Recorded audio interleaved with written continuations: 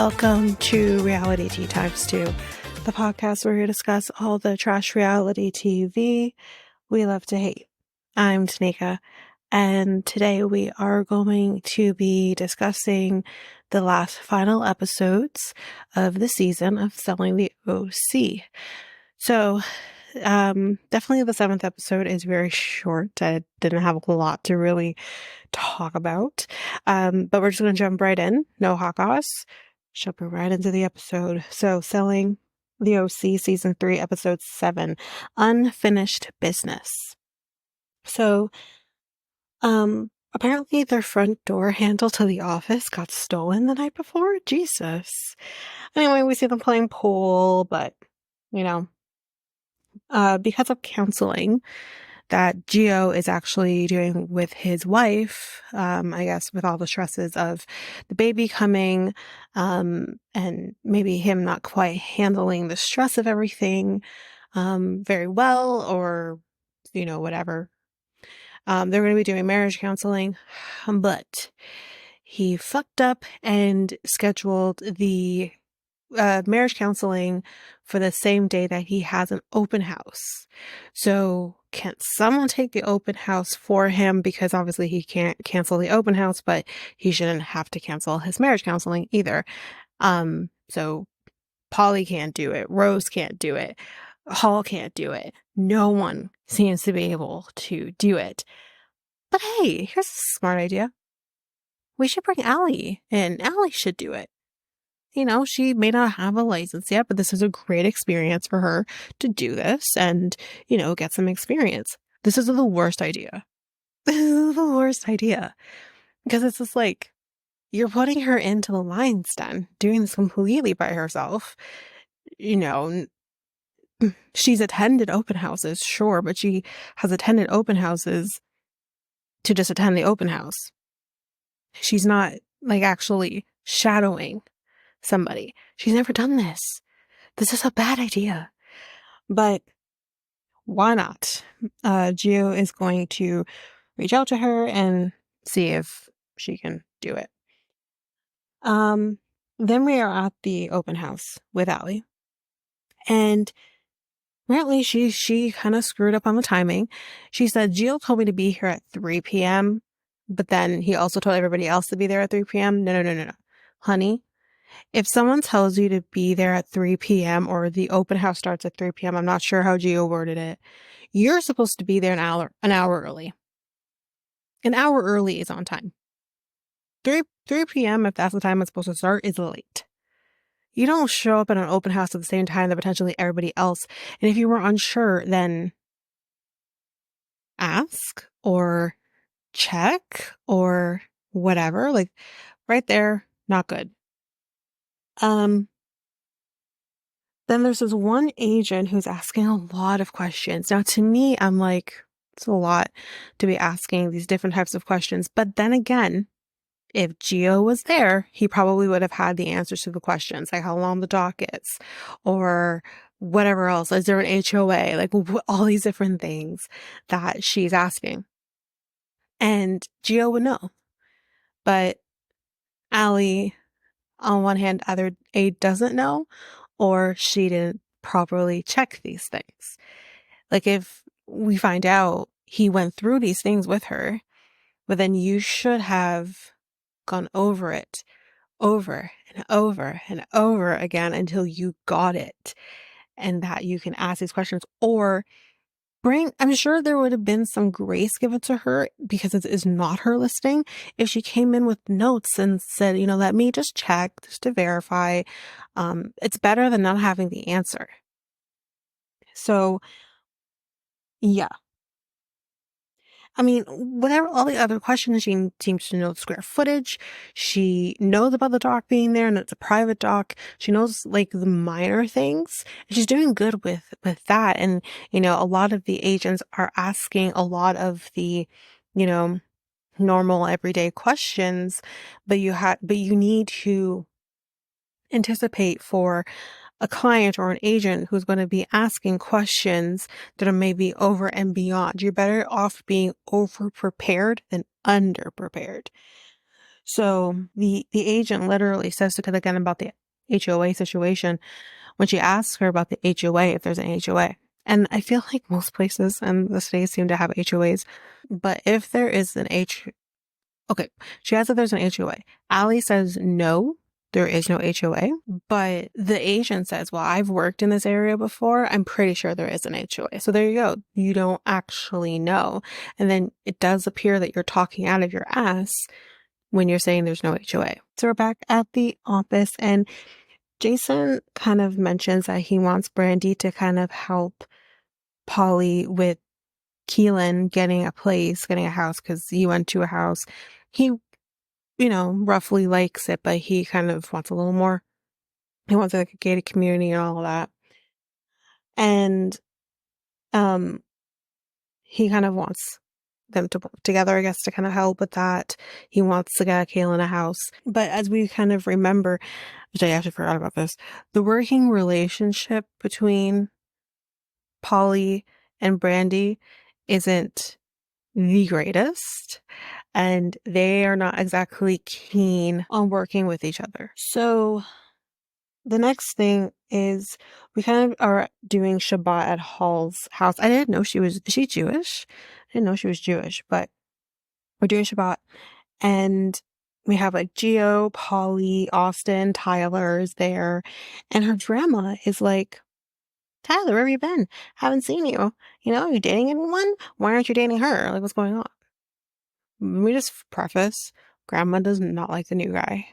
Or maybe she doesn't not so much about disliking him, but she would rather she be with Tyler. So, he's like, it just didn't work out, really, and because Hall doesn't really want to have this conversation, she's kind of interrupting, and her grandma's like, don't interrupt me. Don't interrupt me. Shush. I'm talking to Tyler. But Hall's like, okay, let me do a toast just to get this topic off.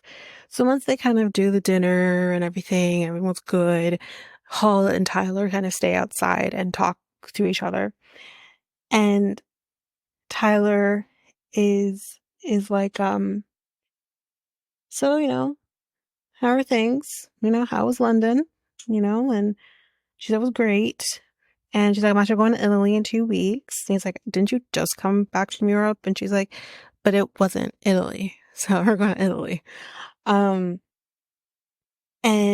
she's like, I like the fact that he just tells me what to do and I do it. And I don't have to really think about it, which, okay, but whatever floats your boat. But it's just, I guess I kind of understand if you have to be a boss bitch in life that you don't want to have to be boss bitch in your relationship, but whatever. Tyler asks her, well, are you happy? And she's like, yeah, I'm happy. But how she kind of says it is like, meh, kind of like that. And it's like, are you truly happy? Or are you just going with the motions because Tyler didn't, you know?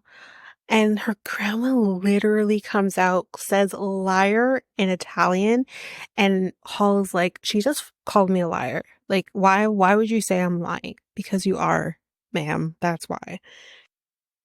And he says, I just want to know if you're happy. And Hall is like, he is perfect on paper. He's everything that I want. And Tyler's like, so what's stopping you from actually being confident about it? Because it's coming across as she's not confident about it. And she says simply, you. And she feels unsettled because she feels like there's the unfinished business between her and Tyler. Maybe, but again, that's kind of on both of you because like he's not doing enough and you're expecting him to do everything. This is never going to work. Your dynamics, what you expect from each other, I guess, as individuals is not going to work in a relationship. It's just not, because they're two very different types of people. But yeah, that's basically it for episode 7. let's head into episode 8. I'm not going to stop it here because it was pretty short. Let's head into episode 8. So Tyler says, so something's crazy going with Sean because I got this text from him and he says, like, I don't usually text him. And he hasn't really been saying anything to me, but he gets this random text message saying, I'm not finished with you. You will not run away from what you started. You think you can throw me into the fire you started and fabricate lies about me for speaking the truth. You will see the truth always wins, my friend. You are a rat. This is what Sean said to Tyler. I think Sean's unhinged, and we're going to see how unhinged he is. And I'm going to tell you from right now, I'm going to try my best to wrap my mind around what happened at the racetrack, but it is unhinged. So Tyler says they have not even spoken at all. So why is he sending me these text messages? He's like, you're not smart to put ominous threats in writing. Very true. Oh, look, Lauren. Okay. So we're at the office now and Jason, Jason and I think, who was the other person? Was it Rose? I can't remember who it was. Go sell a house. They ring a bell. Great. But Jason talks to Allie about the open house, how to go and all that. And Allie doesn't know, like, how, so, okay. She said that, like, it went well and, whatever. And, she feels like she did her best. And Jason decides to take this opportunity to quiz her on the average knowledge that not even a person in real estate needs like, everyone should kind of know this, especially if you watch, like, I mean, not everyone, but like if you watch like HGTV and you pick certain things up, even I knew the answers to these questions. So the second one I kind of struggled, but once he said, I'm like, oh yeah, that makes sense.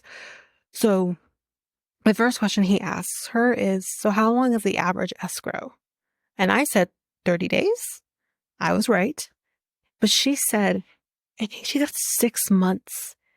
And I'm like, 6 months? And everyone's like, what?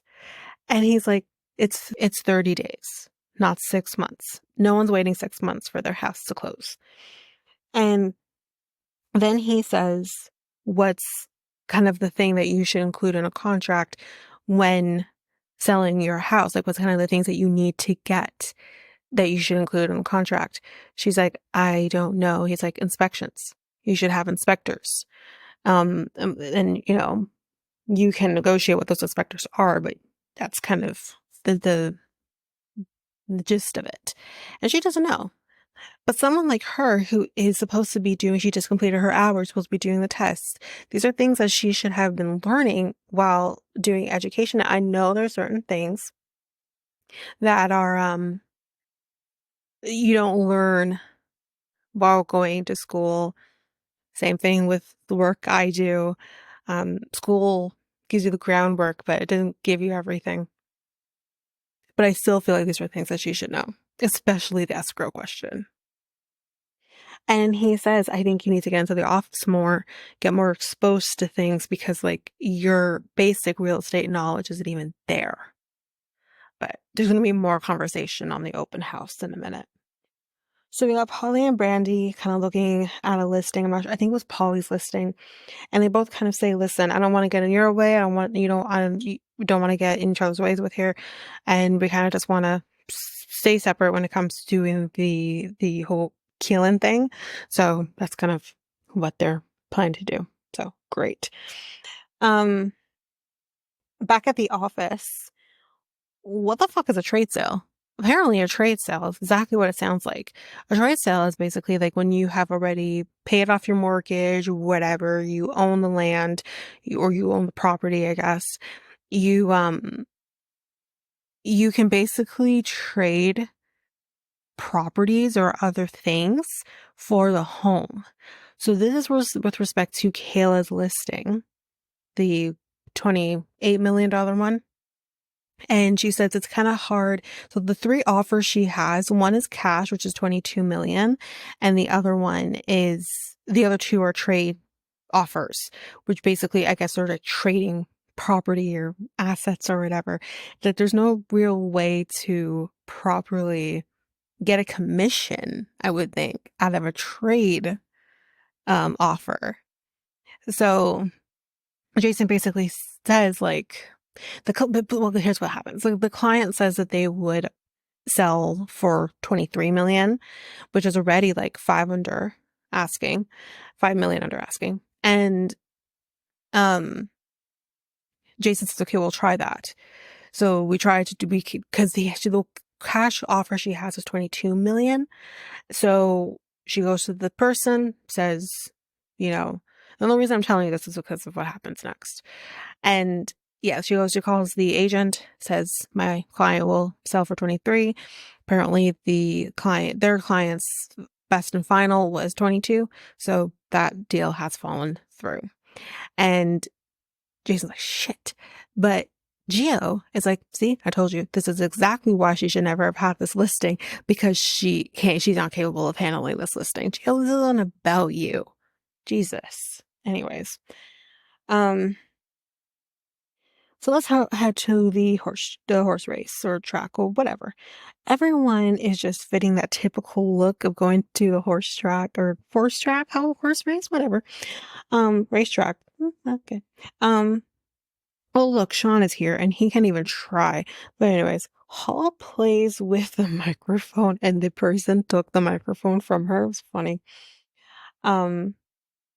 And she says to everybody, did you know that when they talk about cars and they say horsepower, they actually mean horsepower? And everyone's like, yeah.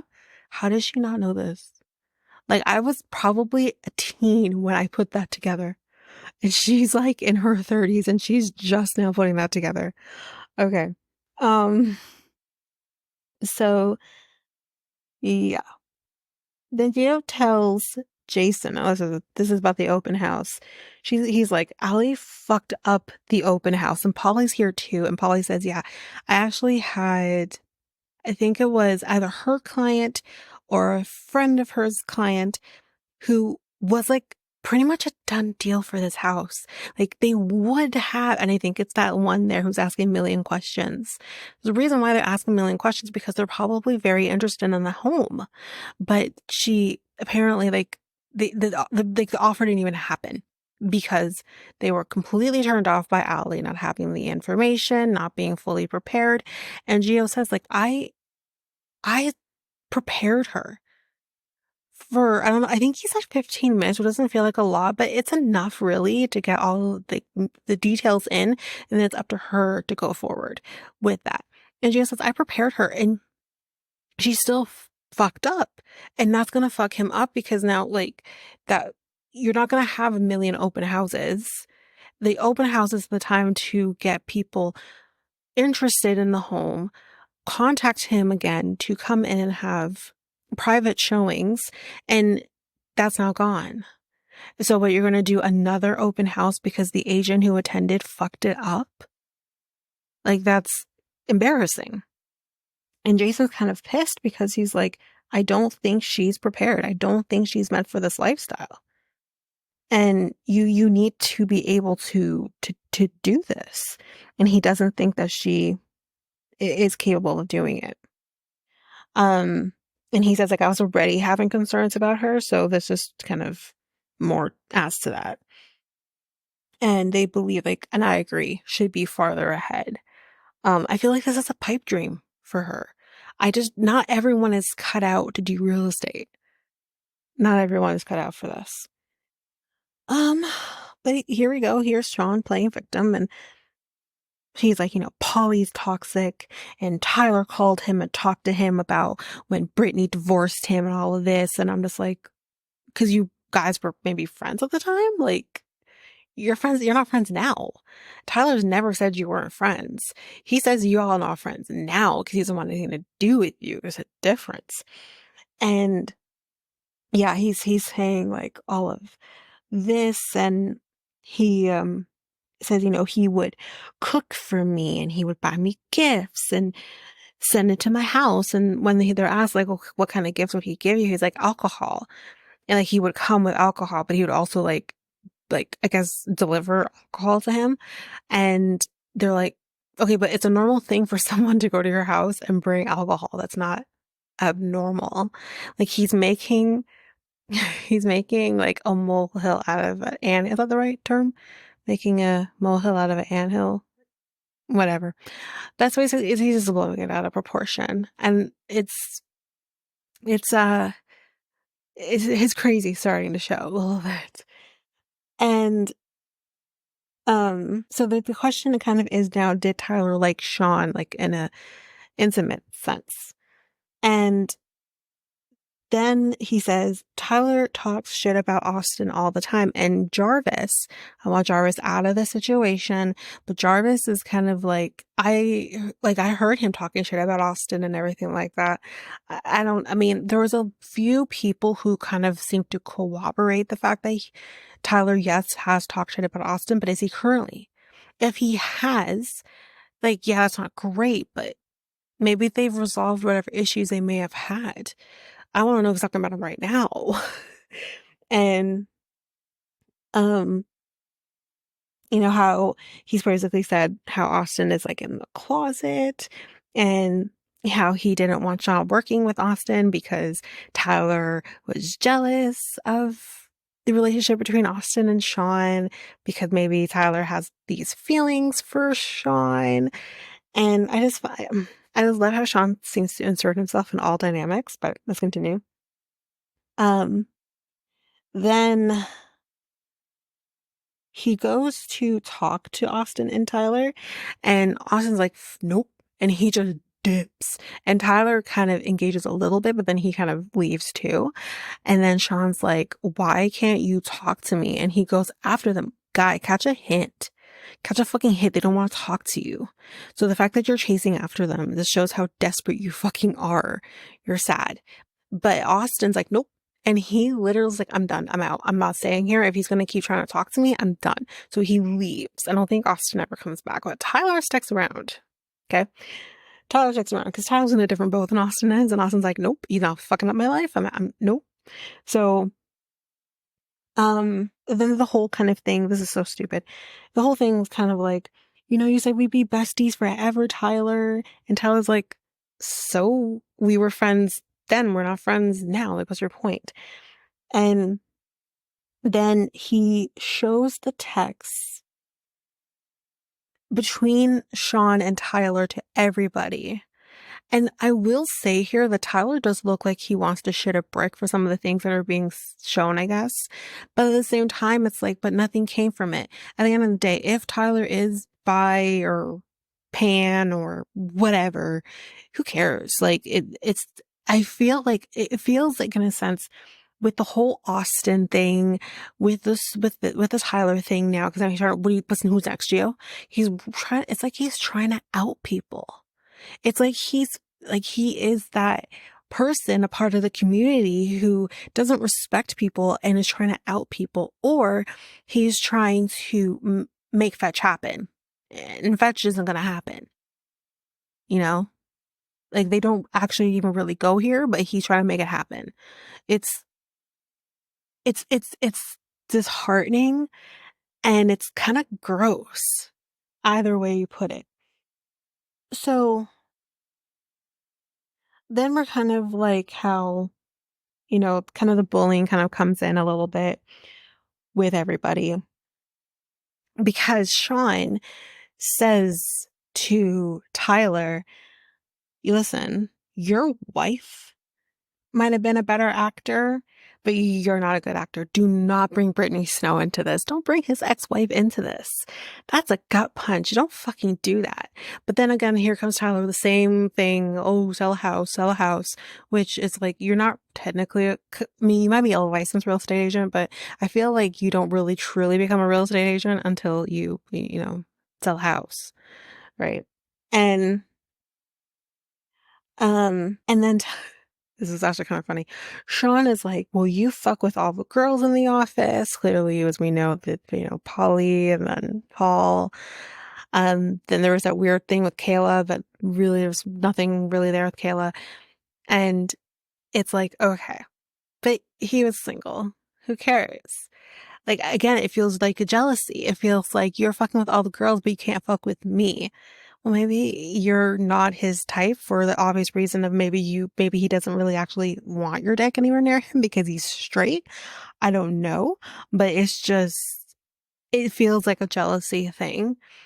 And I don't know if he's getting a vibe that maybe isn't correct or if Tyler said something to him, whatever the case may be. If we're going to go off the fact, as far as we know, Tyler is a straight man, then stop barking up the tree that is not going to give you oxygen. That's a good term. Yeah, there we go. Like, you know what I mean?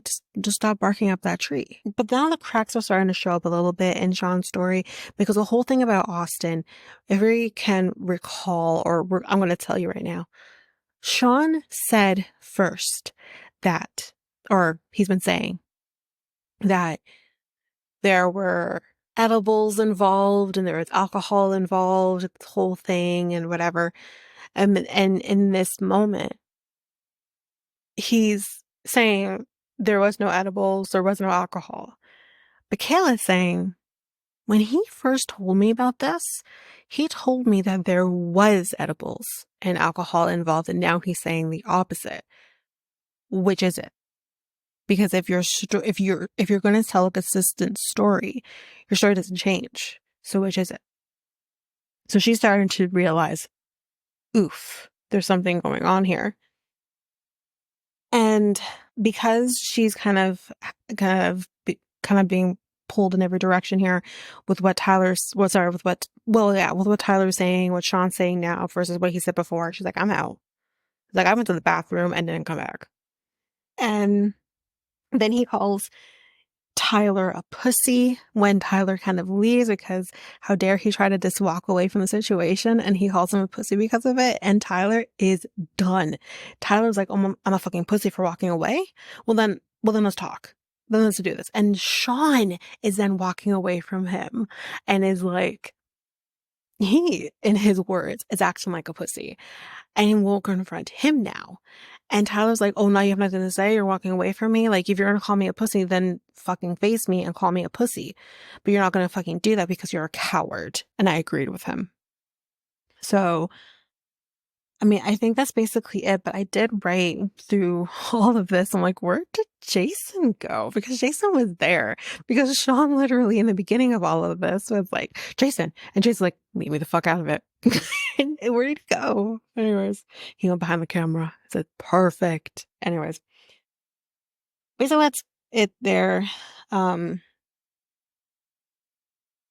it kind of just seems like the only people who are on his side with this, because kind of everyone who was there is on nighttime. Some people have left, like Jarvis and Sean are kind of left.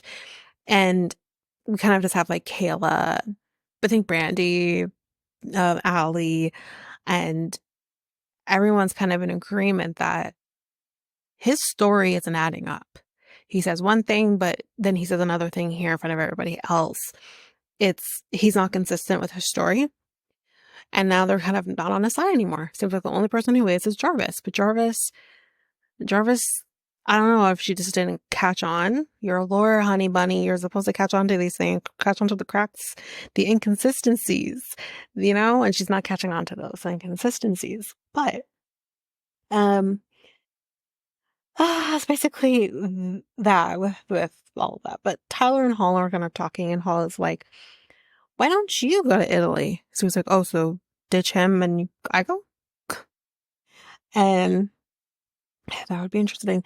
But Hall does not feel the same type of chemistry with the new guy that she does with Tyler. And clearly that's going to get in the way of things.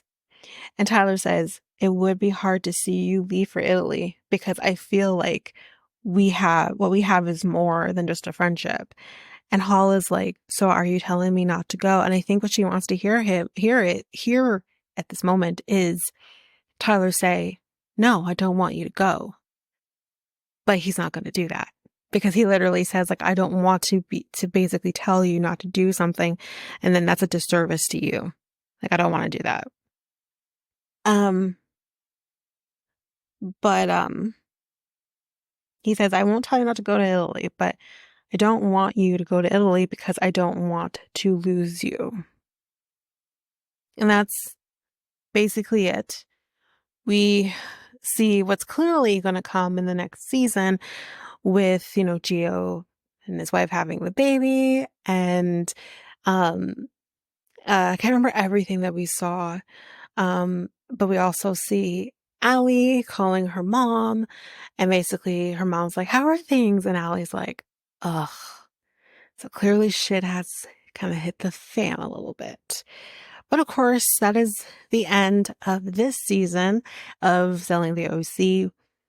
It'll be interesting to kind of see the dynamics change a little bit, because obviously Tyler's gone, Sean's gone, Jarvis is gone from the Oak group. So it will be kind of interesting to see how this pans out. Maybe Lauren won't just be someone who pops up everybody like Davina. That's her name. So, but yeah, that is it for Selling the OC.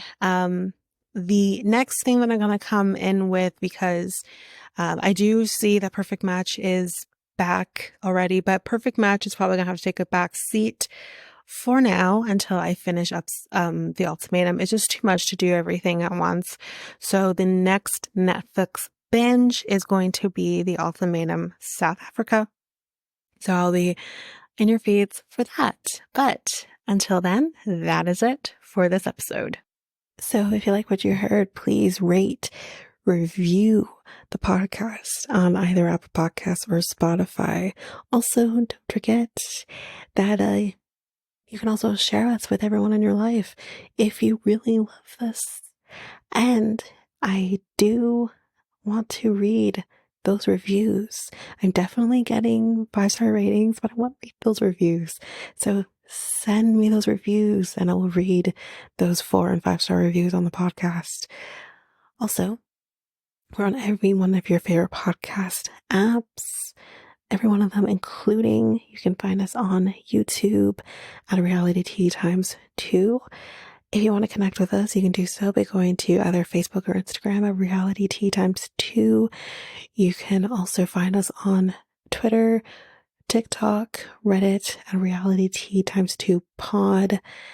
We also have our email, which is at realityteatimes2 at hotmail.com. Definitely want to hear from you guys. And we also have our new website where you can listen to all of these episodes. You can review the podcast on there as well. You can connect with me in any way, all the stuff. It's all there, and you can find me there at www.realityteatimes2, all spelled out, .podpage.io. It's there. And don't forget, I also have my other podcast with my friend Mikkel, Next Take Podcast, where we talk about all kinds of different topics. But you can find us on any of your favorite podcast apps over there as well. Or you can also go to YouTube, and you go to Next Take Podcast, as well as our website, which is solo.to/Next Take Podcast. So yeah, there's that, and that's basically that.